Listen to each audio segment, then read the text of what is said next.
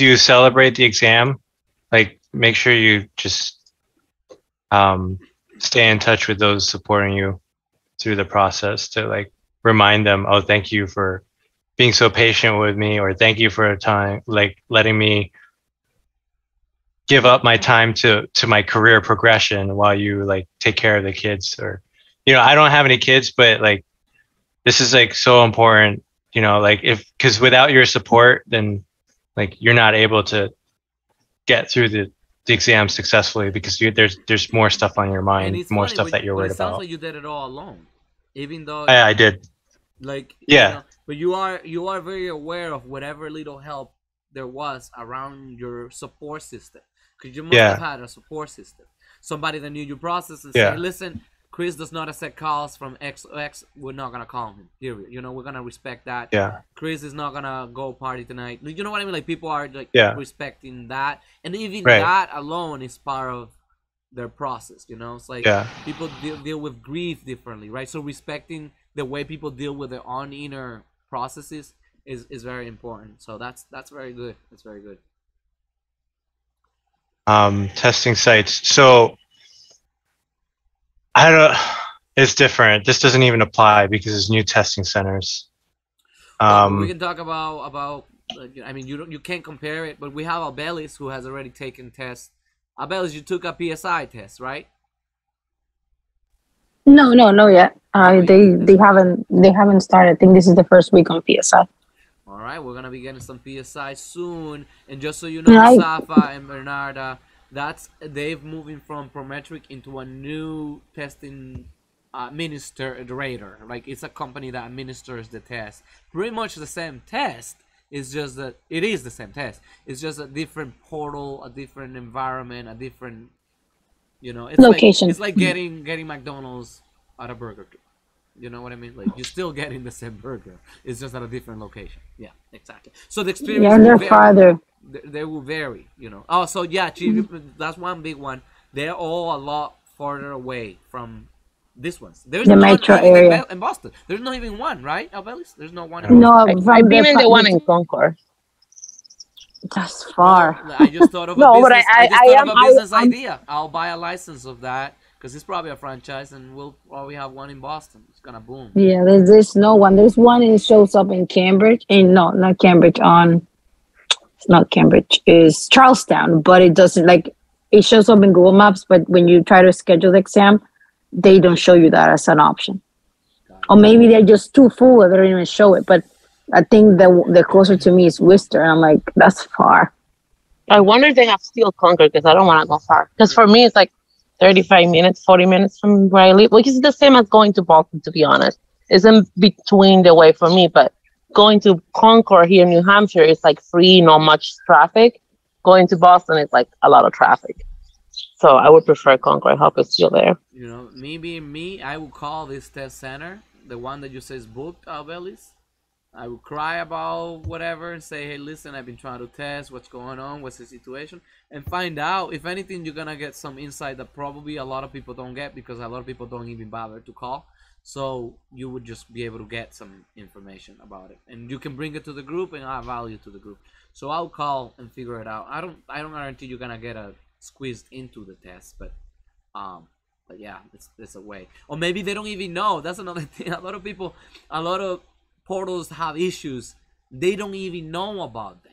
Like, my own website has some grammar issues and some issues with pictures. I didn't know about it. Like how many times do I go check my own website? I mean, that's too narcissistic to be checking yourself out 24/7. But it took some people to take a look at it and let us know. So that's it. Great.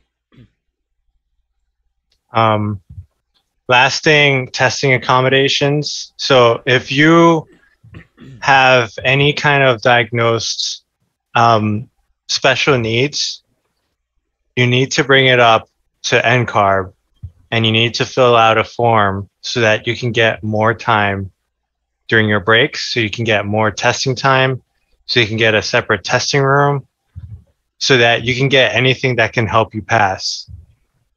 If you think you might have special needs like ADHD,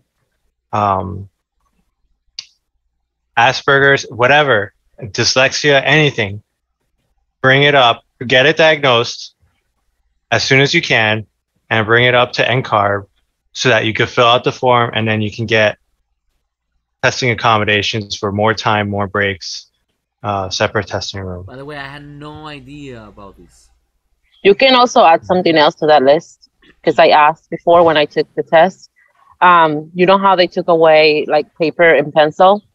He's the person over there when I took it in Boston say that can be part of the accommodation. So you need to contact NCARB. So if you want to be allowed to use paper and a pencil in the room for the test, they're not allowed to. You can do that as well. But of course, done by NCARB. This is what I'm talking about. This is when you actually dig into things. You would not know this unless you really thoroughly went through it and thought about all of the different things. What if I'm not well? What if I have an issue? Like I actually thought I thought a lot was wrong with me when I was taking this test. I was like, what if I'm unable to pass? Like literally like somebody that has some sort of deficiency that's just literally unable to pass. And then I would of course go back like, okay, Darwin, you graduated summa cum laude. You're good. There's no, like you got A's on every studio. You got an A on every, like, dude. Like, there's nothing wrong with you. But it's like that, a sense of unpreparedness. Even if you're really prepared, I never thought I was really prepared. So I was like, yeah. What if I'm just unable to pass? And the thing is, I also put a lot in the line, Chris, which I didn't see you do. So I already knew I was gonna open Flow. In fact, Flow was already Flow Design. It was just not Flow Design Architects. So I already wanted to launch a practice. I already had a son with someone I was going to divorce, and a baby girl was coming, and I knew the relationship wasn't gonna work. And me walking out of the relationship as a broke, non-licensed, not firm, and person going through even the process of divorce, which is nasty. So I don't think anybody would actually even hire me. Like I would actually, as good as I could be, I wouldn't have the brains to be able to process those things at the same time. So I was taking it as though I was going to die. Like my life depended on crisis. me passing these AREs. In fact, I quit my job when I had 2 exams left because I already had Flow, but it wasn't a thing. A lot of people thought it was just a design competition group that will get together and do design competition, which is what we did. That's true. But the plan was bigger than that. And then with 2 exams left, I said to everybody within the Flow organization, if I am able to quit my job and I am able to study full time, I will pass these exams within the next 3 months. And then we'll be able to change our status across the board, and then we'll become profitable because we weren't making anything, probably like $8,000 a year, and it will all fall into place. So I really, really needed to pass, which is something I didn't see that on you. I didn't see that rush on you. I didn't see that desire of like that yearn, like a strong feeling of getting it. You were more like, I will eventually become an architect. I know this is the career path I love, and I don't care how long it takes me. I'm already doing what I love, so I'm good, right? Like I didn't see that as I need these to get a raise so that I can actually support my family, so that I can actually move on to the next step in my life. Like you didn't have that, even though you started the conversation by saying you started late, which I didn't get the sense that you started late. Now knowing your story and knowing that you went to the military or whatever, army, whatever, right? So you were part of that, and knowing the story, now I know why you think you started late, but you didn't. So one thing is what you said, and one thing is how you said it and how you experienced it. It didn't look. This is ironic. You moved like a turtle that was faster than those that were racing. Or the way you said it was like, I'm going to take 2 exams every 4 months, going to take a break within those 4 months and take 2 more exams within 4 months, and I will eventually pass, and I don't have a due date, right? It's not a baby. It's not going to give birth. I don't have a deadline, and I'm just going to keep doing this thing. And I'm gonna keep doing, literally, I'm gonna keep doing my thing. I think that was because I'm gonna keep doing my thing. What if I'm gonna keep doing my thing? Darwin, I think the circumstances also are different because he was late, but nothing to probably pressure him the way you and I, for example, we pressure because of kids and family and situations. And being to me, I was late. I felt that I was late because I came from Dominican Republic and I left the career halfway baked. And I came in, it took me forever to start. And then I was rushing. I was like, I'm late. I'm like, I want to eat the life. Like, I want to eat the school. I want to finish quick enough.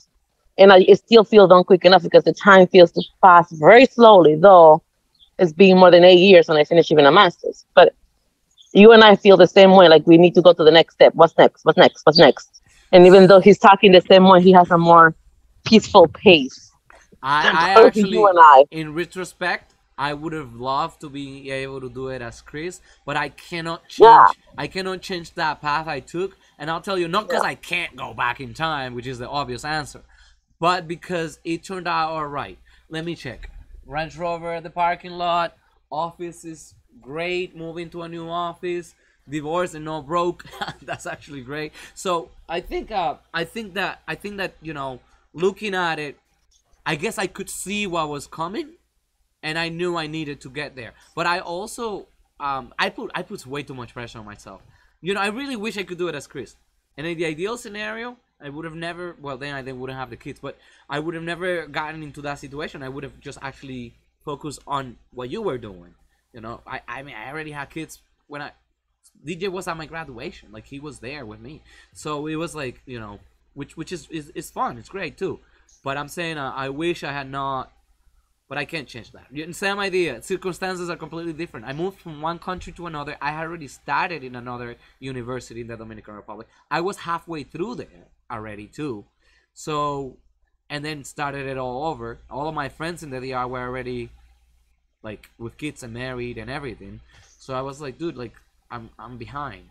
But then I also made it a rule, more, like I felt like this pipeline of architects that I'm trying to put my 2 cents onto, and a little grain of my little 2 cents would not be able to happen if I hadn't done that, so that flow could exist as an architectural office. So it's like, I'm like, it's just not about me. So whenever I had arguments with people about, oh, you're taking this too seriously, why didn't you take a break from graduation into taking the exams, why didn't you, and I was like, this is me, this is my way of doing things, this is how I like doing things. I cannot object emotion stay in motion. So the moment I stop, I'm dead. That's it. Like, I'm dead. So but I really think that a lot of people have a lot to see on your process, and it doesn't work for a lot of people. I don't think it work. I don't think all of this works 100% for 100% of the people. I think probably 60 to 70% of it's gonna work for a lot of people, because you have a level of discipline that's unlike any. You're not normal, because actually military training makes people not be normal. I'm saying, the average. Yeah, no, You know the for real. average person. Yeah, I mean, yesterday I went for a run, and I run with a 36-pound vest and boots. I went for a run for 2 miles, with my dog, and she was more exhausted than I am. So I know I'm not normal. I'm telling you. So that's I don't want to also, like, whoever's watching this, whenever they're watching it, I don't want themselves to put like, oh my gosh, this guy studied 21 hours. It's not one size fits all. Everybody's got their own process. This is one way of doing it that actually worked out for him. But there were a couple of things. One, you know yourself very, very well. You know what you're capable of doing and what you're not capable of doing, and under what circumstances you're capable of working. You know what I mean? Like, and we all are superheroes within our own stories. So that's, I guess I gotta say that again.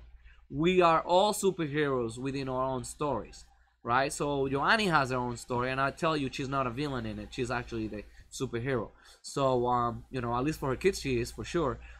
So, and Albelis is her own superhero, right? But, Safa already has the picture with the cape too, the graduation cape. But is a you're a superheroine too. So knowing what your level of resistance level, like mitigating within yourself, what you're able to do, what you're not able to do, give and take, and say, this is my sweet spot. You actually did it wrong at the beginning. You had to do it wrong so that you know how to do it right. Yeah. Everything you did for that first exam was probably wrong. Yeah, I needed the feedback. Yeah. Amount of hours, kinds of groups, intensity, timing. It was all probably overload. So you're like, you went back and created this plan, and it proved to work, which is really, really, really miraculous. So I open it up to everybody. Chris here again. Thank you so much for joining us. Thank you so much for like, any other feedback you can jump right at it. But I do want to have Joanny, Albeli, Safa. Um, if you have anything else to share, that's fine too. Pick your brains, guys. Go at it.